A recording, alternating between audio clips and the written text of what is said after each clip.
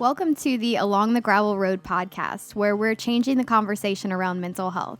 Today I have Gus Murillo talking about his journey with sobriety and his mental health through some of his work stress as an entrepreneur. So it should be a really great conversation. Thanks for joining us. Hello, Gus. Hello, hello. Thanks for being here. Thanks for come and share your story with us. So we're just going to dive right in with, tell us a little bit about what your journey with mental health and with recovery has been like. Yeah, I'm excited to be here too. It's something that I get to talk about all the time in AA and in meetings and in therapy, but it's something that I don't get to talk about with like broader folks and like the general, like community as much as I'd like to, but I'm excited to be here and to talk about it. I'd say just a little bit about me and a little bit about like my story. I was born and raised here in Louisiana or in Baton Rouge, or born in New Orleans actually. And then I started an advertising agency whenever I was in college. And so I jumped into a career pretty early. Like I was a young kid. I was 19 years old when I started it. And feeling the stresses of like school and work and starting a business and trying to like make enough money outside of the business because it didn't make any money pretty early on. And I'd say, or after 10 years in that work, 10 years of running and growing an advertising agency and 10 years of entrepreneurship, pretty much everything boiled over. Like I had really not paid attention to my health and mental health and the stress I was dealing with. I was going 100 miles a minute work-wise, and I thought that's what was necessary. I thought like I had to put everything in it for it to work out, and then also I wasn't paying attention to my substance abuse during that time. It was a lingering issue, and I had a million close calls. And I say a million. I had countless close calls where I'm surprised I either got out alive or got out with no trouble. Yeah. And then close to 18 months ago, kind of everything boiled over. My drinking had reached a level that like I wasn't proud of, and it was hurting my life and my family. My work was, I thought in the moment I was handling it well, but I was working from 7 to 7 many days, like just by myself. Like no one was asking me to. And it boiled over into reckoning with my drinking and my work all at once, and had to exit being an entrepreneur and then also exit my relationship with my wife all in one fell swoop. And so it was a tough moment. And so that was 18 months ago, or about to be in a few days.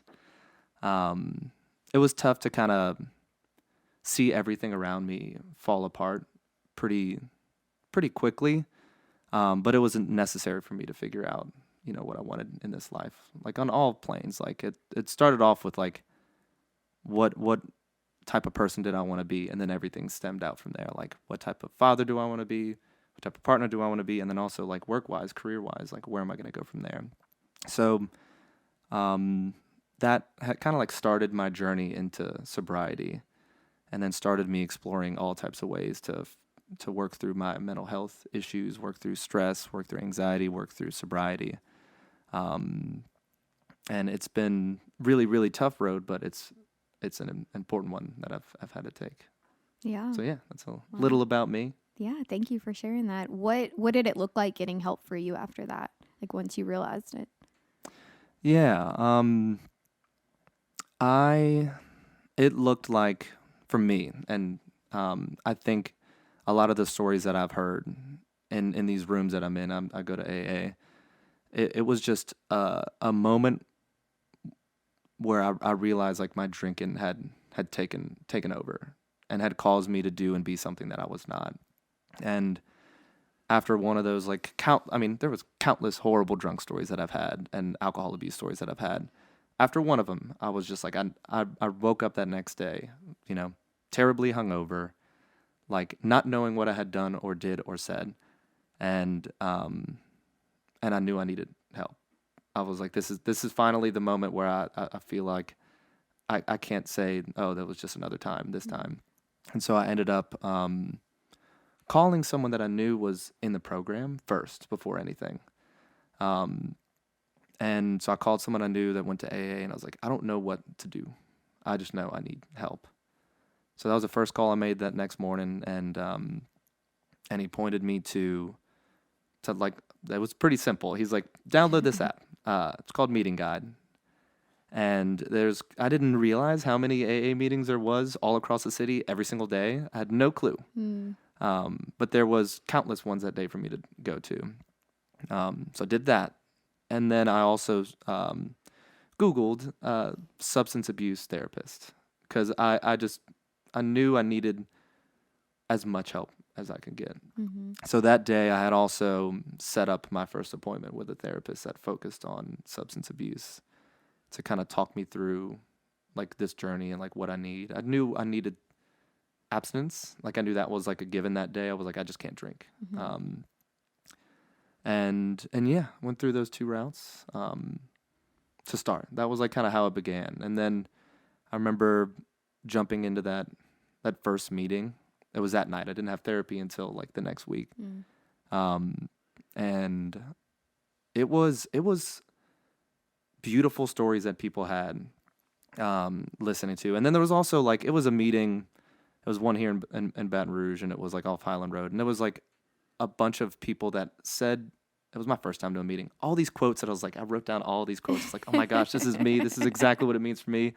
Like some person said, my 2 biggest enemies in life are bourbon and my ego. I was like, that's me. Like, that's totally me. But then I remember it came time for me to at some point like introduce myself, and where like I really kind of like struck me, and I remember I started like crying, was announcing myself. Hey, I'm Gus, and I'm an alcoholic. And I'd never said those words ever before till that night. And I was like, ooh, shit. Oh, I'm not allowed to curse. Can we bleep that out? Okay. Oh, you can curse. Okay. I was not sure. But that's the real story. I remember like I was just feeling like oh man, this like, that hurts to say it. Like I've never said it before. But I knew it to be true. Yeah. It took me months and months to work through like what that actually means and truly understand it. But yeah, and then I jumped into my first sessions with a therapist who like really focused on this stuff and who really understood what it's like to like recognize that you have a problem, to go through the steps, to and what people's lives look like after they've hit the bottom. It was interesting. I jumped in I just randomly Googled a person, jumped into my first session, and it was so cool because in our first session, I realized his story was so similar to mine. He was a partner in an advertising agency. He had run an advertising agency in the city for years. His drinking in this ad world was like reached a level that he was uncomfortable with and stopped and left. And it was just a Google search that I happened to find someone with a similar story. But it meant a lot in that first meeting, and we built a lot of rapport after he shared a little bit of his story with me that first day. And we just started working through it. Nice. What else did you explore in therapy that outside of the substance use? Yeah, we started with the substance thing, like day one. It was like all that. But when these folks say they have a focus on it, like they have a focus on it, yes, but like substance abuse affects your relationships. It affects your self-esteem. It affects all kinds of parts of your life that we also had to work through as well. So, you know, what started in the first few sessions was like understanding my habits of drinking, understanding, you know, the way I use substances, and trying to like uncover that. It moved pretty quickly into the relationship with my then wife that we were separated at the time. And then my kids, and then my parents, and trying to understand how I've affected all the people around me with my substance abuse, and navigating those relationships and how I feel about it and how I feel about the situation. So I'd say it very quickly turned into just like me understanding how to be a person, the best person for all the people around me, even outside of the drinking. And so we jumped into that pretty after a few sessions, but it was helpful. I really didn't know what to expect. I thought it was just going to be, all right, how do I stop drinking or just do less drinking? I was like, at first I was like, maybe I just drink a little less. And he's like, what do you actually think you need to do? And it's like, no, I think I need to stop. Like, I think I'm done with this thing. Yeah. Were there any, like, before you started therapy, did you have any, like, ideas, like, going into it, what it might look like, or was there any stigma around it or before, and then what it looks like now? I think before going into my first, the good thing that helped prime me for understanding like what these conversations look like was I had gone through marriage counseling. And one of the topics, surprise, surprise, that came up during those was my level of drinking. I remember I did an alcoholic test with this marriage counselor, and she's like, "You're on the line." And I was like, "I don't think that test, it's hard to say what the test actually proves, but going through marriage counseling a few years prior really helped me understand what it's like." So I knew I was going to go and have to be really honest with myself. And the way they would work with me could vary because I had seen 2 marriage counselors and they were vastly different people. But before that, I didn't have, I think the stigma that I had against it before going into marriage counseling was I'm only going into it because I'm messed up. I'm like, there's something wrong with me. And so the same thing with the relationship. I was like, we're only going to marriage counseling at that point because there's something wrong with us. What I learned between that and seeing a therapist now is there's no reason why I shouldn't continue this on no matter how good or healthy or happy I feel. And I'm not messed up and there's nothing wrong with me. And it's just help that I need to continue to stay grounded and stay level and stay happy. Yeah, that's a theme sort of that keeps coming up in all these different episodes that we've done, is that there's nothing inherently wrong with you. Like, you don't need to be fixed. There's just a lot of things going on in your life that can use some help and some support, and that's totally okay. And I think a lot of people go into therapy or don't go into therapy thinking, because that means I'm admitting that, there's something wrong with me, or I should be able to handle this myself, or whatever it looks like for different people. So how did now that you've been through treatment and you're in recovery, like, what does that look like now for you and with your family and everything? I think now what I've learned through all the stuff that I've tried, I think it's building a lifestyle and a habit and a routine that proves the most effective, that helps me be the happiest, best version of me. I ended up early on, I tried countless things outside of therapy and AA. I got trained in transcendental meditation, which is a facility in New Orleans. And so, because I'd reached out to a bunch of people too. I think the weeks after, I was like, who else can I reach out to for help? So I got trained in transcendental meditation, which actually is like meditation in general is a principle of, or it's like a part of one of the steps. I just wanted to learn a way that I wouldn't distract myself. And then and I had built out a pretty solid like health routine and stuff too. But I think in the last 2 years, I didn't realize how fundamental it was to like a happy and fulfilling day. So I tried like all this stuff early on, and what I've realized now is like the usage of all of these things, like being an active participant in AA and making the time for the program and making the time for reaching out to my sponsor, making the time to try to find sponsees, making the time at these meetings to help in some way and be of service is equally as important to me as like my therapist. And also my morning routine, like truly like between working out and meditation and all the stuff that I've learned, it's like I'm awake 16 hours out of the day. That is how much time I need to spend on like creating a happy me. It's like all the time. So I think that's what it looks like is now like a year and a half ago, I was like under duress, like worried about all my relationships with my family and trying to mend them all. And then now I'm like actively mending while like trying to go deeper with these folks. Like Mm-hmm. before, like I might have a close friend like and mess it up over one night drinking, and then now like I feel like I find myself actively reaching out to check on people more, Mm-hmm. um, because I'm like more intentional with uh, each of my relationships because I realize how strained they can get with how bad I was before.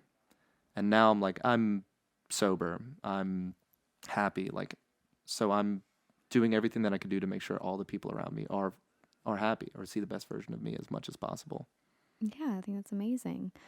And so in now that you are sober, what are your experiences? Obviously, you're in Baton Rouge, you're in Louisiana.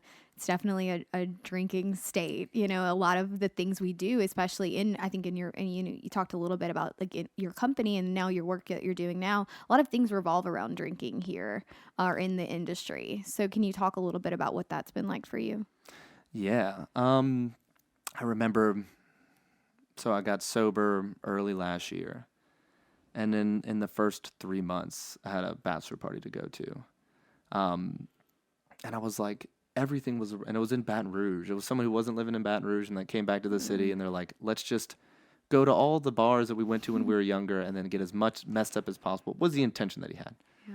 Um, and, and I remember I like was sharing about it in meetings and I was like, I don't know if I could do this.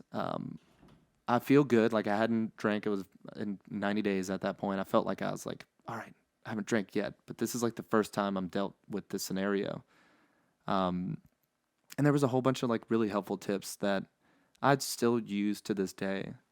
And I think the biggest one for me was like, if I'm going to go do something, uh, with bad intentions, like if I'm going to this event with them worried that I'm like really gonna slip up and I have that like opportunity in my mind for me to slip up and I don't have all of the steps in place to be able to leave immediately, like have a person to call. And if I'm not like setting myself up for success, I will not go. Mm. Um, so that first time I had a bunch of people that I texted that knew I was there. Everyone in that group that I went to this bachelor party with, I told every single person at the beginning of the weekend, hey, I'm newly sober. Hey, I'm newly sober. And thankfully these were friends that had my best interest in mind. Mm-hmm. And so they were like super like excited for my sobriety because they had seen the worst of me, but then also helpful, like Yeah. um, just making sure like, hey, are you comfortable right now? Like, do we want to get like they were all checking on me the entire time. So between like true transparency with all the people I was with, which I didn't have to do, but I wanted to, and with all of the support system of the people that I texted, make sure like as something as small as like I don't want my car locked in behind a bunch of other cars at a house. I just Mm-hmm. can't do that.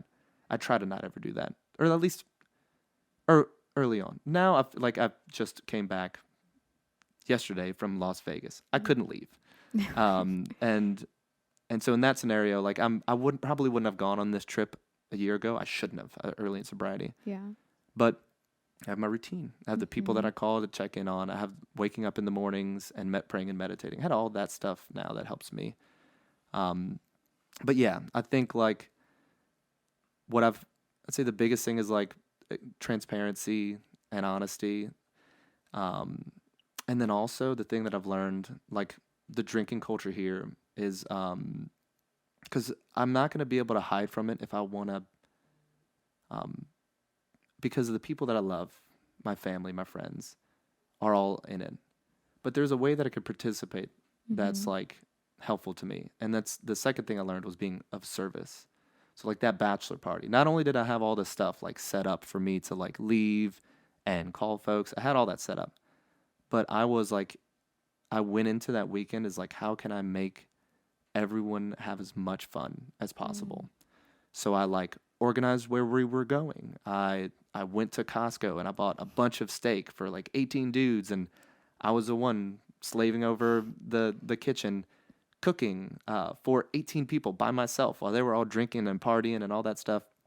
But I made an amazing dinner for them, and they were all like, "Thank you so much, Gus." Like I think and I ended up that weekend with like not thinking of like the crazy stories, which that was fun too, because I got to see them be wild, and that's okay. Mm-hmm. But I got to think of like, look back on how much I was of service Mm-hmm. and how much I helped them and all the things that I did to be good to those people around me. And so I think like going into those events, which there will be LSU games, there will be bar nights, there will be all that stuff. And if you want to participate, I think the only way I can is how can I help and how can I be of service? Yeah, I think that's great. And so what about, because like you said, you know, a lot of this started, or I guess you didn't really say, do you feel like this started in high school, or was it after high school, or was it when you started the company? Yeah, that's a good question. I think it was hidden in high school and college because everyone was getting wild. Mm-hmm. My stories just were a tinge more wild than everyone else's. Like they were, like I was the only one who went to jail for peeing on a cop car.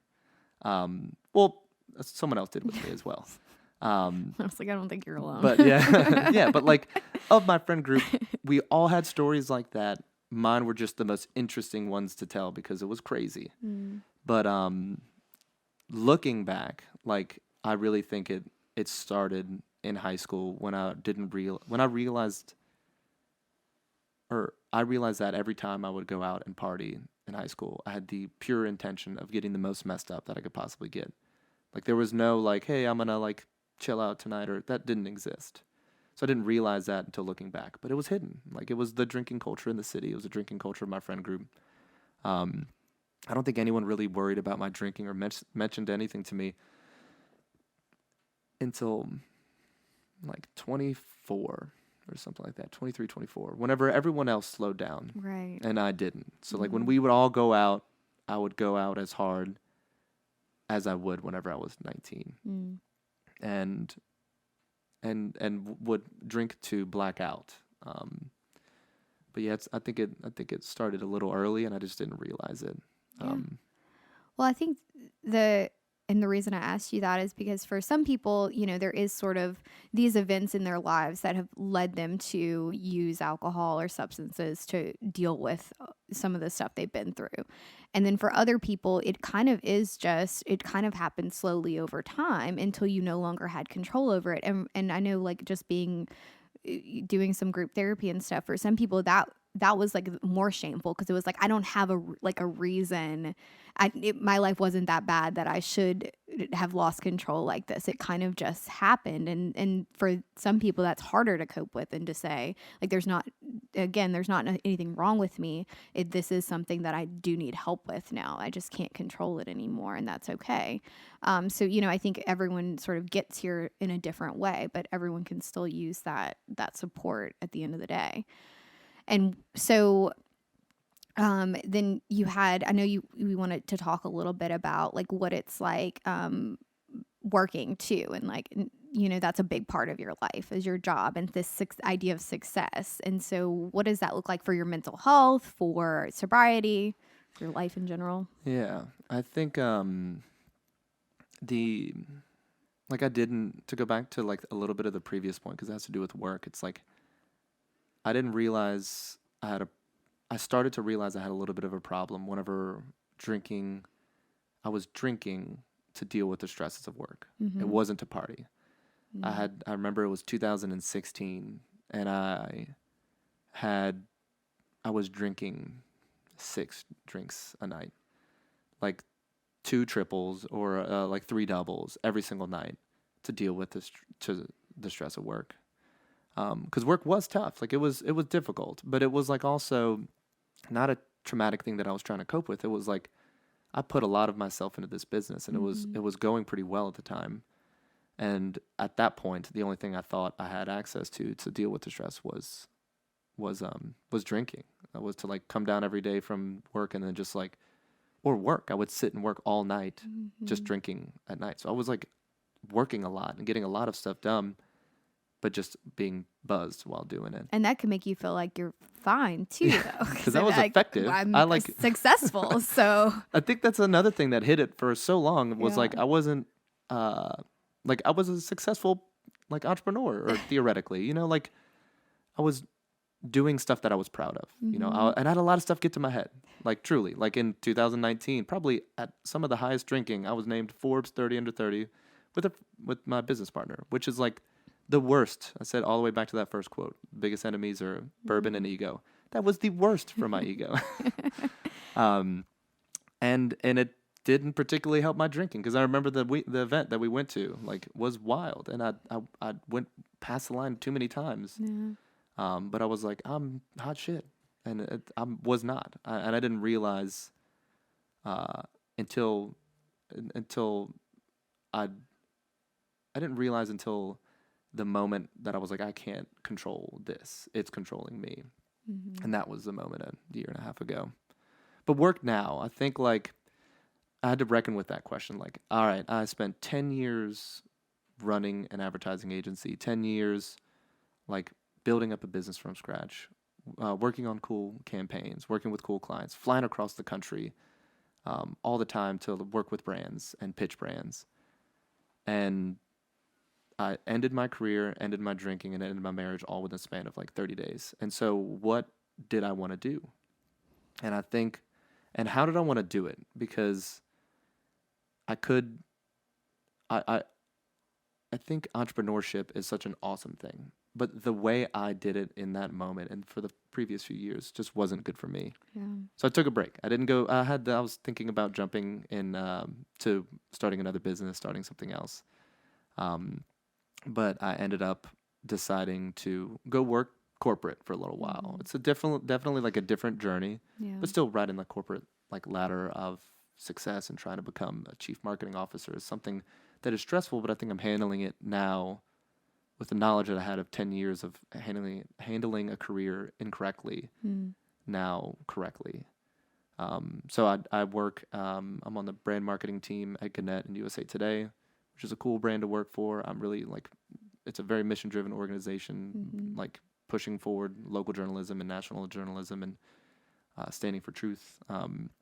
And now the way I'm handling work is putting enough of myself into it to be to be great at the job, to be outstanding at the job, but not putting all of me into it. And I think that's what I did for too long. I put all of my identity, all of my time, and pretty much all of me into being an entrepreneur.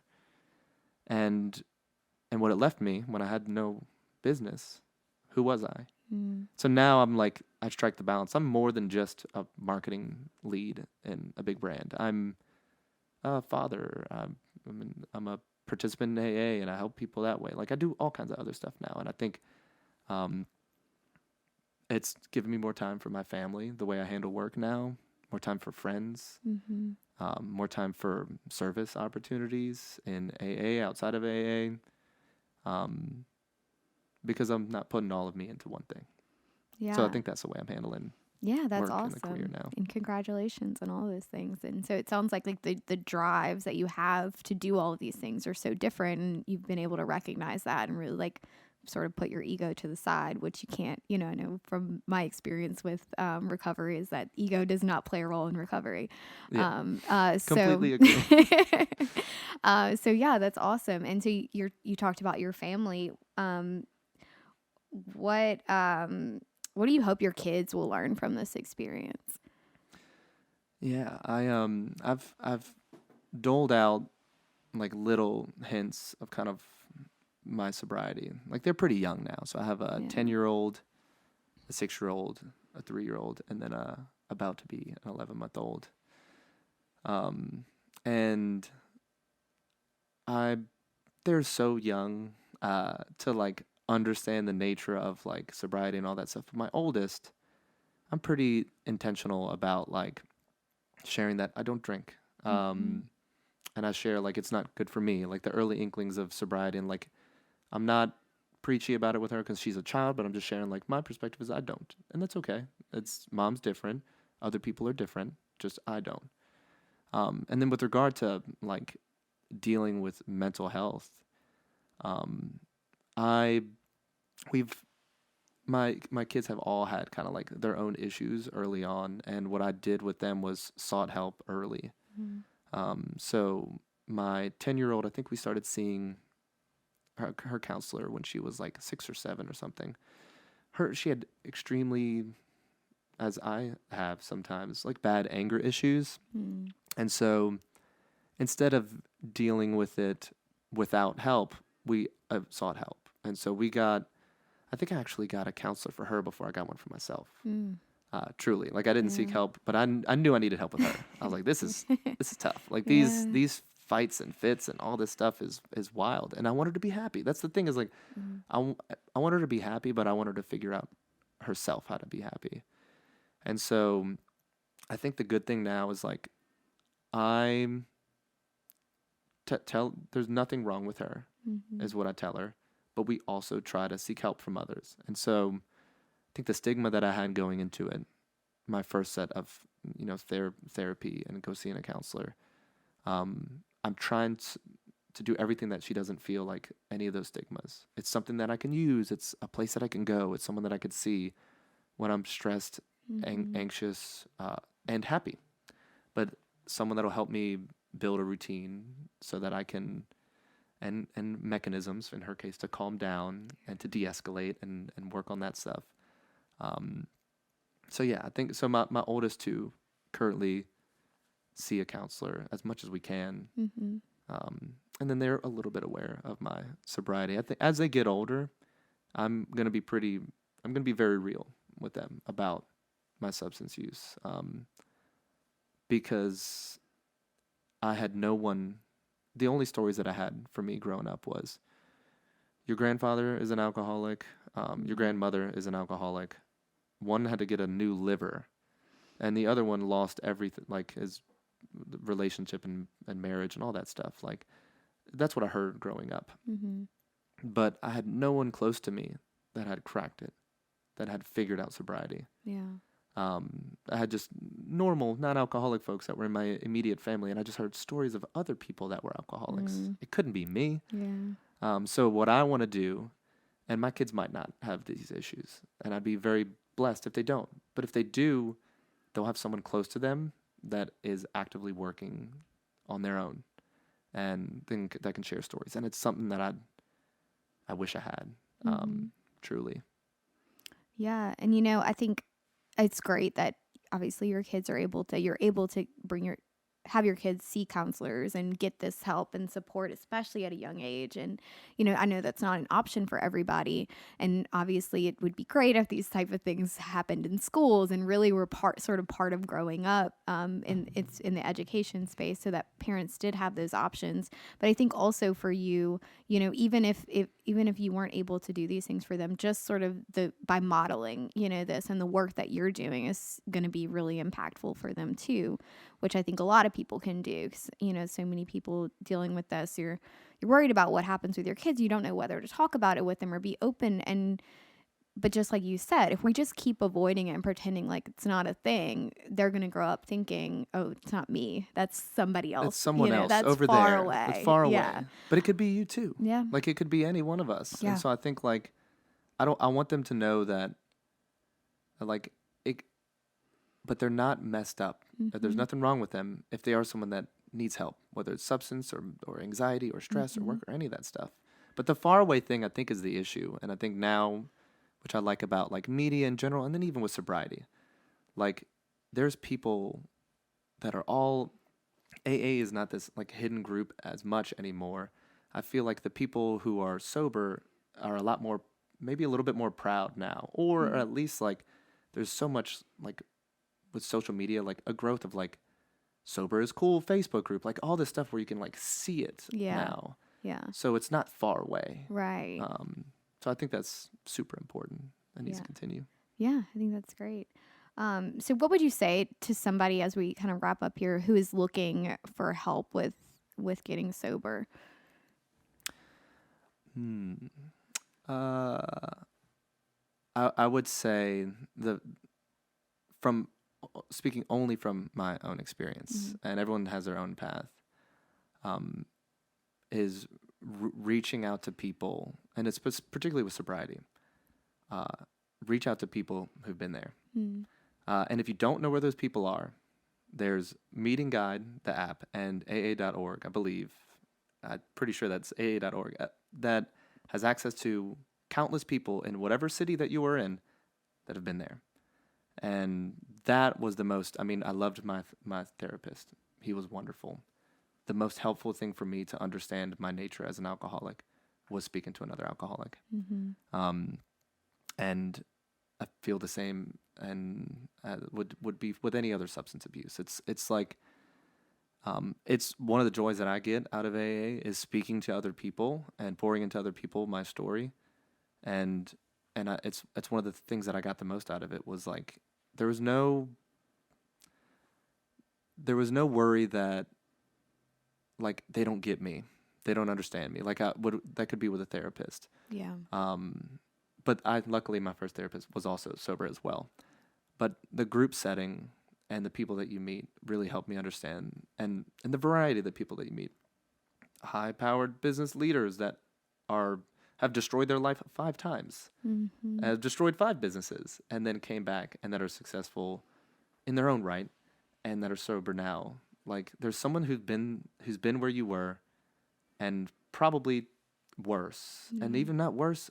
They could speak to you at a level that like you can understand and with empathy. And so I think that was a thing that I would say is like reaching out for help. Use all the methods to like, from my own experience, I tried all the things and it helped me. And now my life revolves around all that stuff, from meditation to AA to therapy to whatever. Yeah. But yeah, that's what I'd say. Reach out to someone who's been there. Yeah. When, in doing like my internship with substance use and recovery, like a lot of what I realized is is this huge community here, and there are all of these amazing sort of support systems and a really great group of people who have been through it, who have done the work, and now want to then help other people. And so there's no shortage of people here in Baton Rouge, or I think it's the same in other cities in the AA community, AA therapy, all these different resources. And so we call it our toolkit. So as many things you can put in your toolkit as possible to get through this, and you don't have to do it alone. Obviously, is the important part.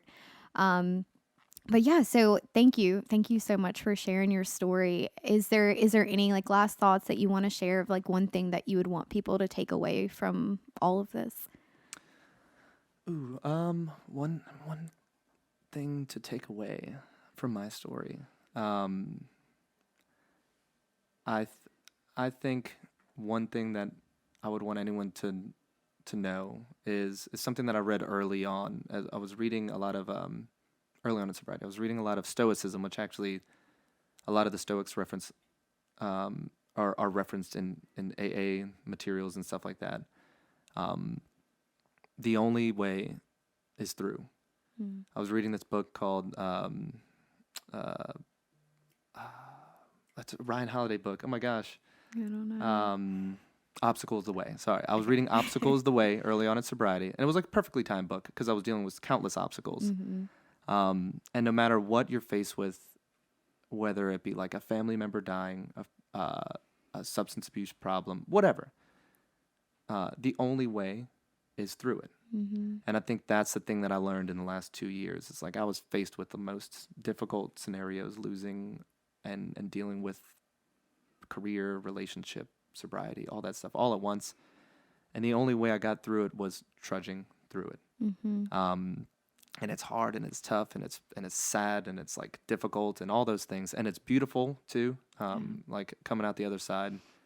But I will be faced with this again. There will be a scenario, maybe not sobriety, but something happens. So that's the one thing I would say to anyone listening to my story is like the way is through it, and then just figure out the way through it that is the most beneficial and least destructive and most fulfilling version of yourself as you're going through it.